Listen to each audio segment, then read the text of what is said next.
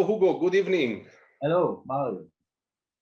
How are you? How is the weather in Germany? Oh, it's snowing. It's very cold. Snowing? Yes, you have big snow. Yes, we have snow since it's snowing since this morning, and we have 5 or 10 centimeters now, and tonight it should be -10. I think it's nice there. Very nice, yeah. Because here in my town we don't have snow. Yeah, So I would like to have a little bit like in my child time. yeah. But it's not a good weather to pair up the pigeons. But you always pair them early. Oh yes. So you didn't pair the pigeons yet. No, I pair them in March when the weather. I wait until we have 1 or 2 weeks of sun, then I pair them. So your breeding program means you wait the good weather and then you pair the pigeons. Yes, I wait until the snow and everything is away if it's warmer. And I think it's very important that the pigeons get sun because then they come in form.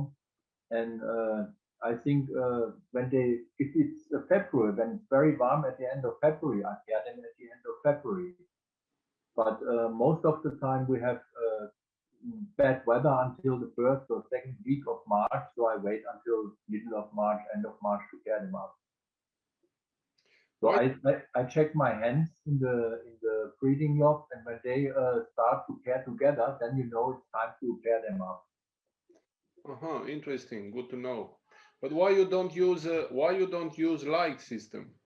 I have no electricity on the loft. I know that. And you can bring some electricity for this reason.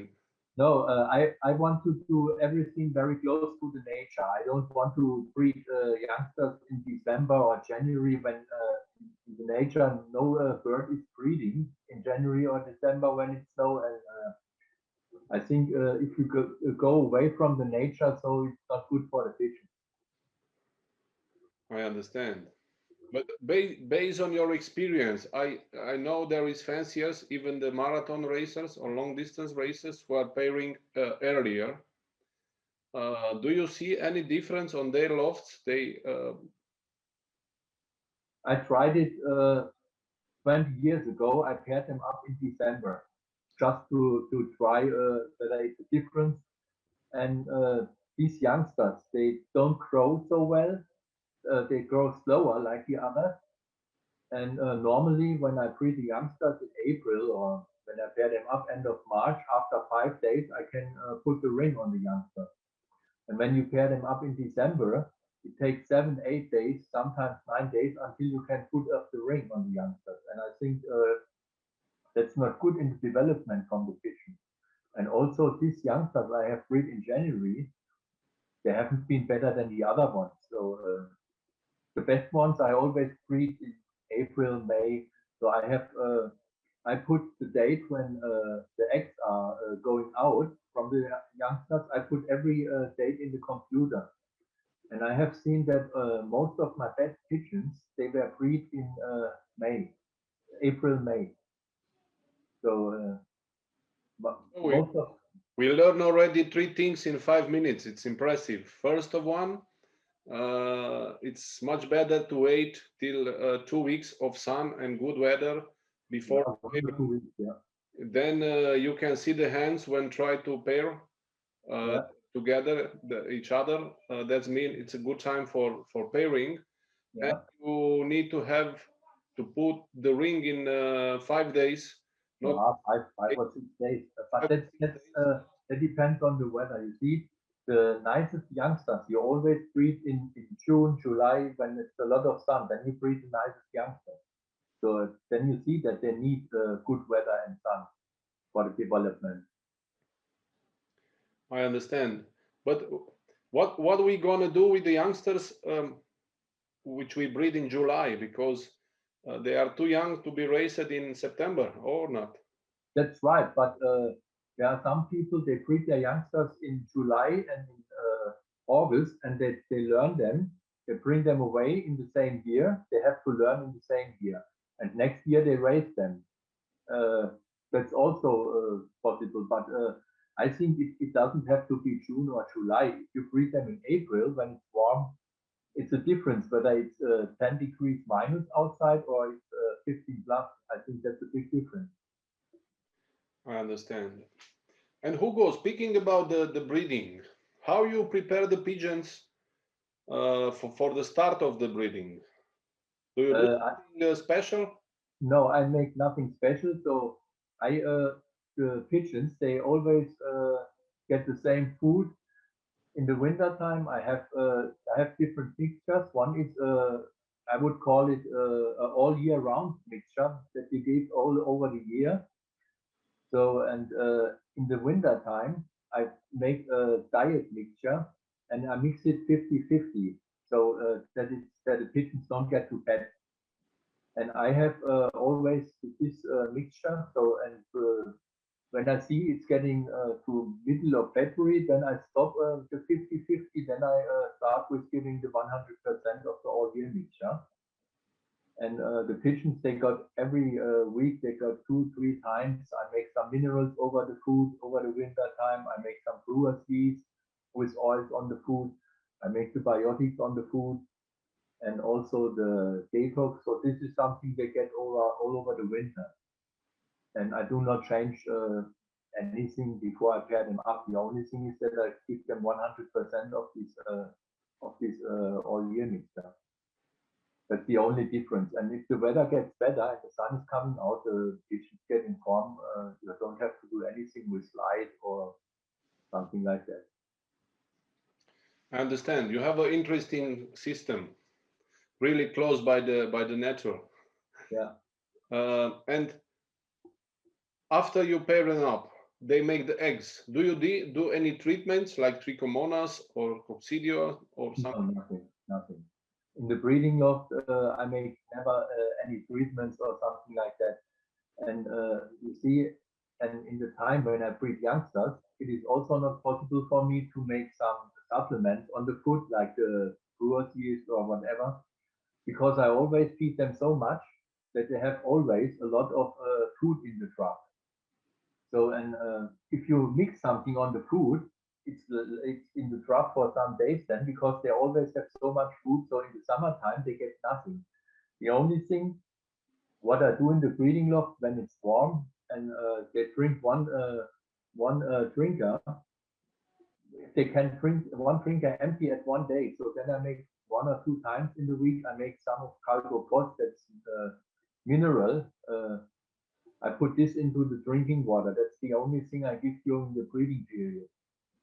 Because in the feeding trough, I cannot give anything because there's always so much food in the loft lying there, so they can eat 3 weeks without feeding. Yeah, interesting system. I can confirm it because I was there and I saw it that always the table is full of food. Yeah, and I think the pigeons they know the best what the youngsters need. So I think when they have very little youngsters, the old pigeons automatically look for the corn that they need for the little youngsters, and when they are a little bit older, they eat different. And if you always give them enough, they can choose what they need. So you believe that the pigeons know better than us what they need? Yeah, they know better than me, of course.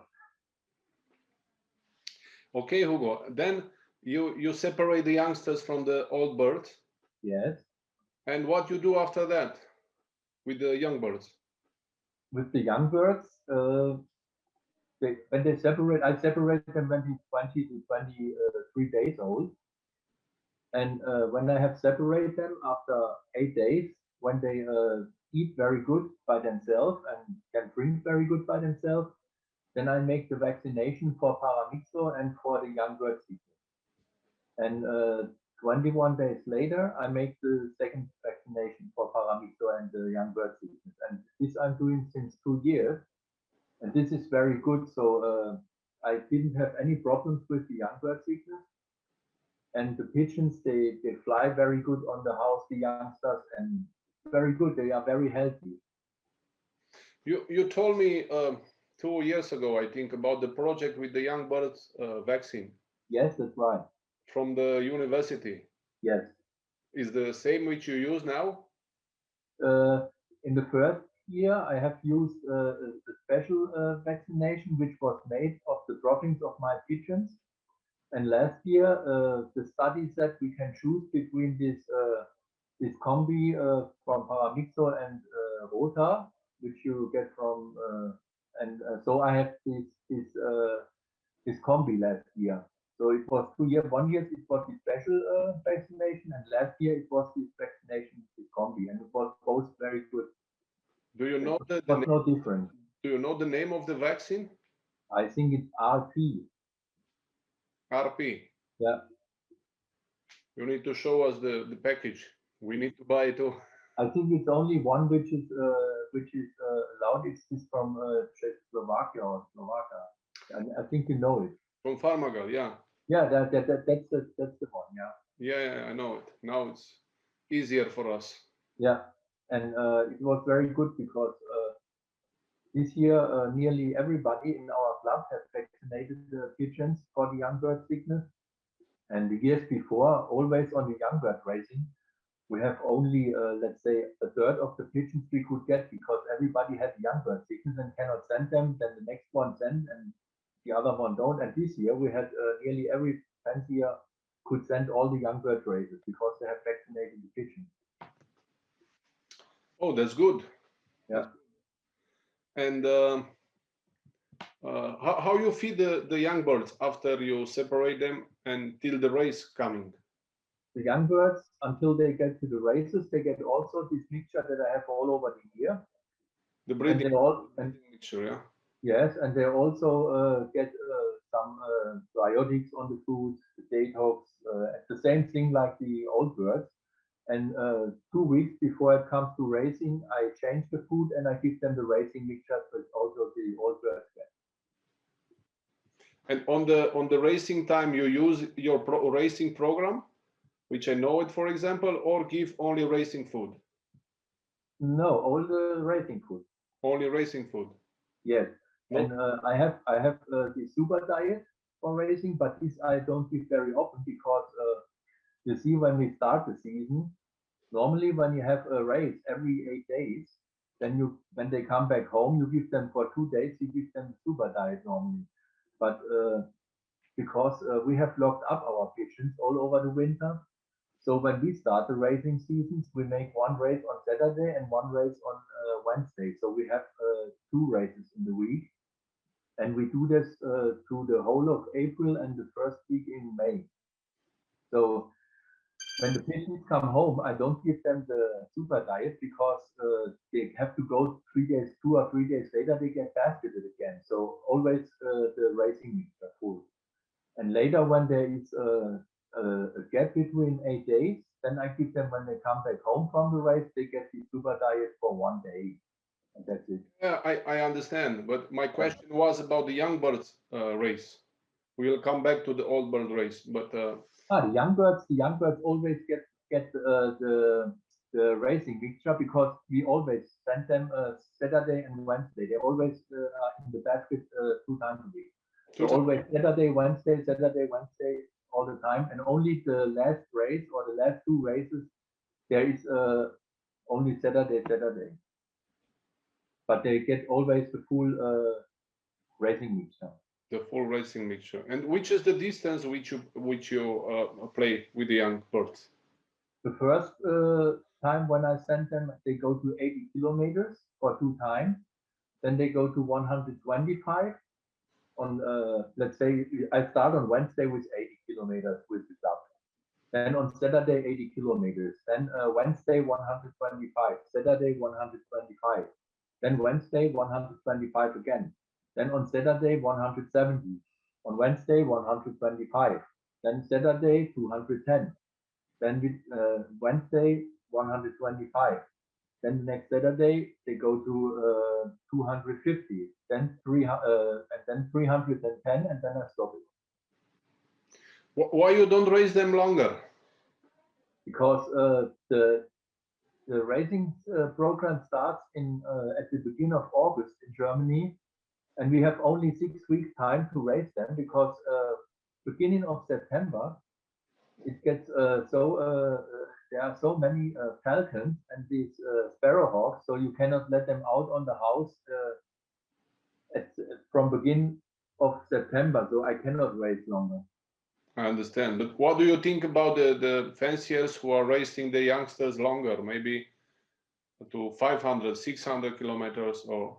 Yeah, this is not a problem. I did it 20 years ago when the Falcons and all this thing was not so much.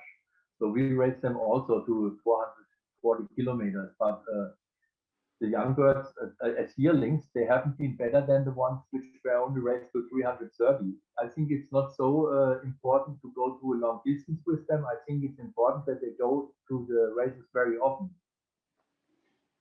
I understand. And Hugo, let's talk a little bit about your racing pigeons. What's their program? Do you breed from them, or how you do it? No, I go and pair them up in end of February, beginning of March. I pair them up. They come to eggs, and after 6 days, when they have the eggs for 6 days, I separate them and I throw the eggs away. And then at begin on second week of April, it depends when the racing season starts. I pair them up again, the same thing, six days on eggs, and then I separate them when they come back home from the first race. I separate them, and then they go on video hood for the rest of the season. All the season. Yeah. And the program, you started talking a little bit about the program. You say first races where you race 2 times per week. You use only sport mixture, but Yes. then you start to use the super diet at the beginning of the week, and then. Yeah, but this is only, let's say, maybe through the whole season they get maybe 10 times they get the super diet, not more. This is not very often. Normally they get but you see, when the pigeons come home from a long distance race, I put them into their box and I give them the super diet in a small bin. So they can eat the first meal when they come home. They have the super diet, but then they eat the racing mixture again. I understand. And you do that because you have more pigeons in the loft, and some of them are preparing maybe for the next race. Yes, that's right. When they come home from one race, most of the time they come home Friday or Saturday, and Mondays the other pigeons get fasted for the next race. So they have to eat what the pigeons eat. They have to go to the race. And what supplements you give in the season? How you prepare them? In the season, they have also the same supplements like the biotics and the what's the name? Protein plus. So when the pigeons come home from the race, at first I give them the detox. The next day I give them the protein plus, and I give them 2 weeks, 2 times per week. I give them the biotics, and I put this to the food with oil or something like that. And then they get also a little bit of what I don't know the English word, iron. Yes. Active iron or something. I think you know what I mean. Yeah, something like bleach form or. Yes, that's right. Something like that. Yeah, that's it. Understand. And you give Calgo-Phos on the season, on the racers? No, I only give it to the breeding pigeons. But maybe it's a good idea to give it in the racing season too. Maybe I try it this year. Because I use it. Yes, you always have to learn from the best. Okay, Hugo, maybe you tell us a little bit about your racer from this year and from the previous year. You was the champ of Germany again 2 years ago, yes, I'm correct? Yeah, 2016, and I have national 8 pigeon marathon in 2017, 2019. 2020, I have the second national 8 pigeon in the marathon. Yeah. Let's talk a little bit about the pigeon from 2019, the Ace National Marathon. Yes. Can you tell us a little bit about the bloodline of this pigeon, what it's in the pedigree? Yeah, the father of that pigeon is a cock, which was also a very good racing cock. And the father was winning the 12th national from Barcelona. The year after that, he wins the 25th national from Barcelona, 25th national number one, and then he broke his wing. And I put him in the breeding loft, and and he was bred out of the son of the 207 from Belgium, which was the national ace pigeon. And he was paired to Queen Amidala, which was my first national ace pigeon, and this was the father of this cock. And the mother was from a hen which was 8 times raced on the marathon races on my loft, and it was 8 times in the result, and it was 7 different races. And it's the bloodline also Bölting and the Rainmaker line. So the father and the mother of the ace pigeon both were good racing pigeons. Good racing pigeons. Yeah. The mother comes from bolting line. Yes, it's correct. Yes, mother was inbred to the Lady Percy, and father was the Rainmaker line and the line from these big wert pigeons, the Night Flyer. I understand. So both side comes from your old pigeons. Yes, yes, from lines which I have very long. And I think the important part is that the father was raised, the mother was raised, and also the grandfather was raised, and the grandfather. So always raising pigeons.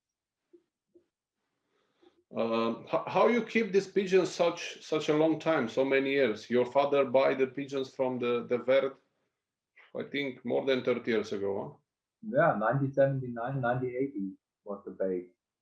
And these already have been inbred pigeons, and I keep them in the line since then. And I always try to find something new to make crossbreedings and to go back to the line. So I would say maybe 80% of my pigeons in the loft today are still the same bloodline like it was in 1980. Okay, and what is your most successful introductions in the breeding loft I would say the last years? yeah, but I had always very good. You see, when I in 1995 when I brought in the Belgian pigeons, it was very good. And also Jan van Keulen, he had some pigeons from Kuipers brothers. It was very good. And the maternal pigeons in 2005. So all the time when I bring in some pigeons, it was a very good result. I understand. So you're a lucky fancier. Yeah. I'm always lucky when I pick up some pigeons. Or you know what you should buy? Huh? It's two questions here. Yeah, what I do when I buy some pigeons, I go to people who raise very good for long years, and they have a line which is inbreeding, so they have also a line over a long time. So I never go to people to buy pigeons who only have crossbreeding and who are only good 1 or 2 years, and after that you hear nothing from them. Or so I like to go to people who raise good for a long time and have a good line, inbred line. I understand. Do you? When I brought in the Materne pigeons, this was a line Emil Materne was breeding them since 1950 or God knows how long, and it was a line which was always successful on the long distance races. So that's the kind of fanciers I like to go to. You told us some names of the long distance players, but do you ever bring some short middle distance pigeons in your racers or not?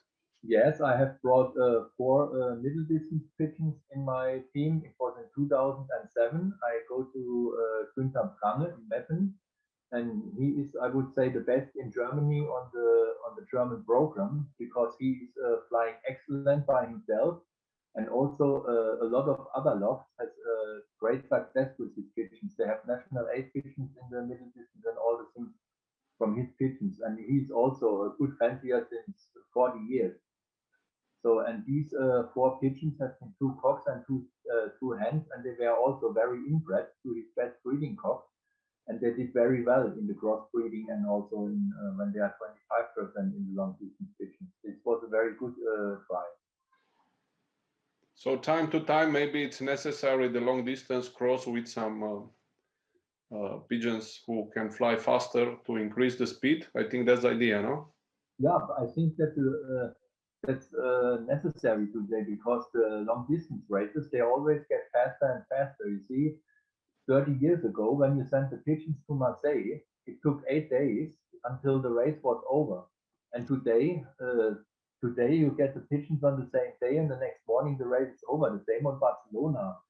30 years ago or 40 years ago, it took every year 8 days until the race was over. And now in one day, it's normally it's over. No? So you see, it gets always faster. So you must do something. Okay, so let's finish with a funny thing. Even here in Romania, we have some areas where the race are very difficult, and maybe the race keep more days. And we have some areas where the pigeons arrive very quickly, and they finish it maybe in first day or maximum next day in the morning.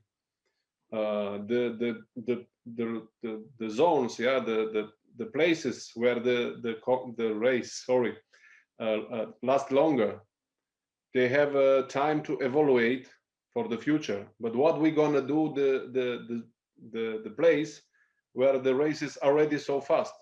What they will do now?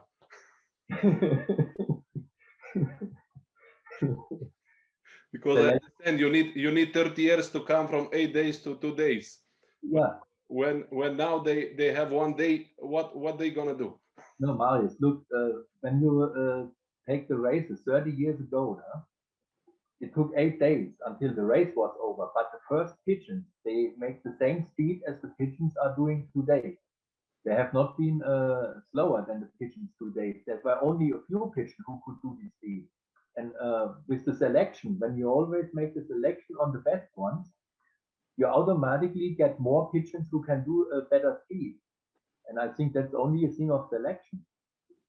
Today you have more pigeons who can do that speed. 30 years ago, maybe you sent 1,000 pigeons to the race, maybe 10 can do it the same day. If you send 1,000 pigeons today, maybe 500 can do it the same day.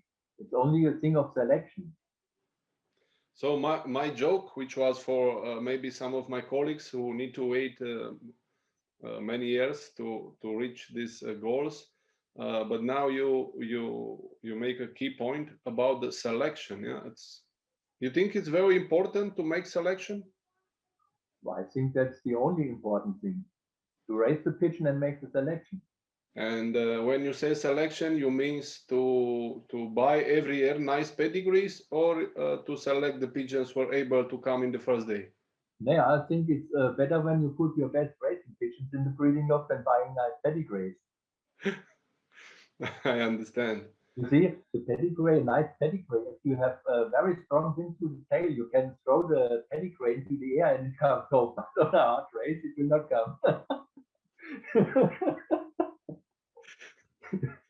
And how you make the selection? What race has to be done by a pigeon? What place the pigeon has to achieve to go in the breeding loft?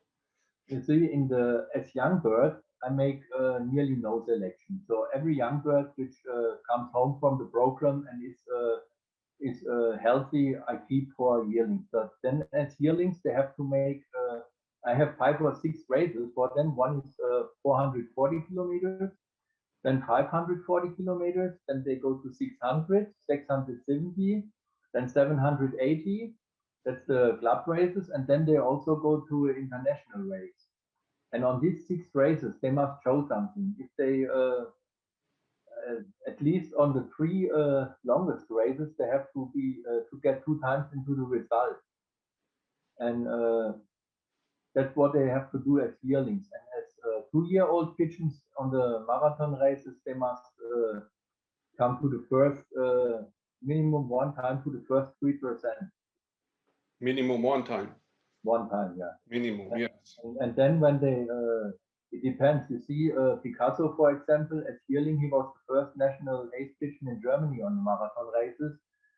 And I put him directly in the breeding loft. So when I have to pigeon, which I see, which is excellent, I put it directly in the breeding loft because it's too much risk to raise it because of these sparrowhawks and the falcons. You often lose good pigeons. Yeah, I know. Yeah. You see, last year when you have been on my loft, when you see the pigeons coming home from Marseille, there was this blue white cock, which win a first prize from 215 kilometers. He win the second from Bordeaux, and he was on the fifth prize from Marseille. You have seen him coming. Huh?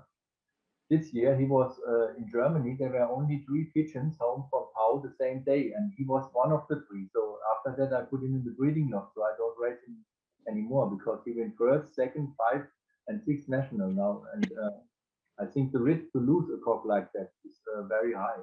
Very high. Yeah. Because So this is the kind of pigeons I want to put in the breeding loft. it's always heard some discussions. No, I like the pigeons who are flying 3-4 years, who are able to get prizes 3 marathons per year.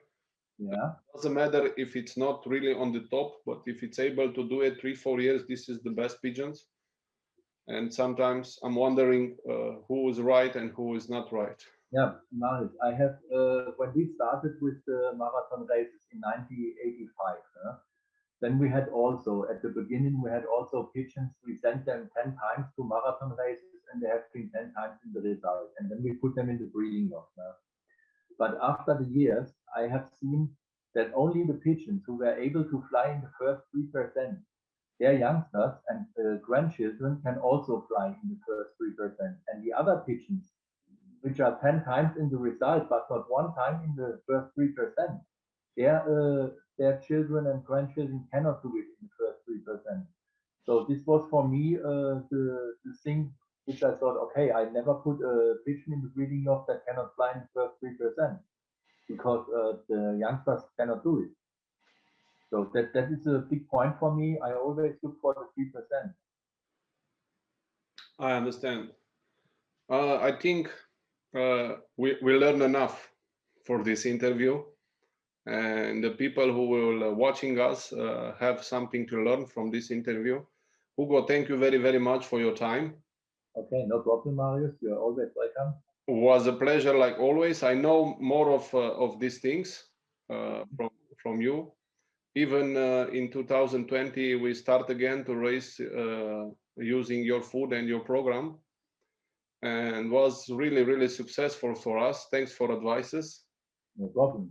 But I think it's important to share with more and more fanciers to learn more about how they have to do, what means selection, because it's maybe too many stories on the internet, yeah, which don't help the beginners and which don't help many times the fanciers. I think we need to learn together and growing up together to be happy when we do our sport. Yeah, that's always the best thing when you learn from others. Exactly. Yeah. Thank you very, very much. Greetings to your family. No, and we keep in touch. okay, thank you. Bye. Bye.